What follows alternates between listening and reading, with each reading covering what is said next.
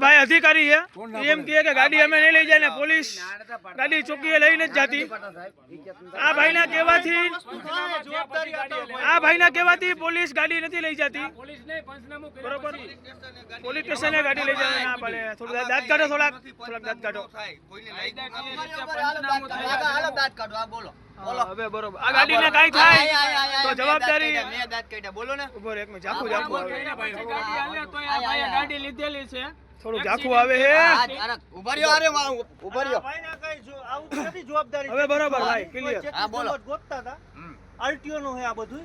હા એ બધું આરટીઓ નું કામ કરે છે। ભાઈને લાગ્યું છે બધું જોવે।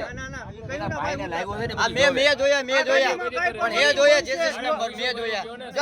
મારું નામ ભાવેશ દેવાભાઈ ભુવા।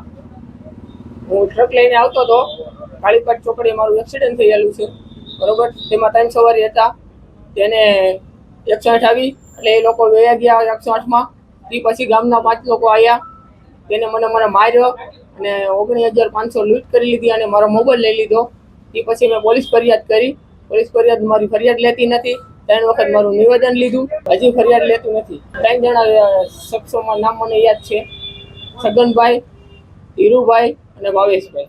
મારી માંગ એવી છે કે મારી ફરિયાદ લઈ લે પોલીસ બરોબર। હું પોલીસ ચોકીએ ગયો તો, મારા ભાઈને બોલાવ્યો તો પોલીસ ચોકીએ।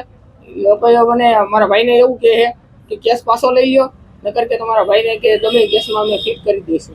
સાંજ સમાચાર ફેસબુક પેજને લાઇક કરો, વિડીયો શેર કરો અને વધુ વિગતવાર સમાચાર માટે sanssamachar.net વિઝિટ કરો।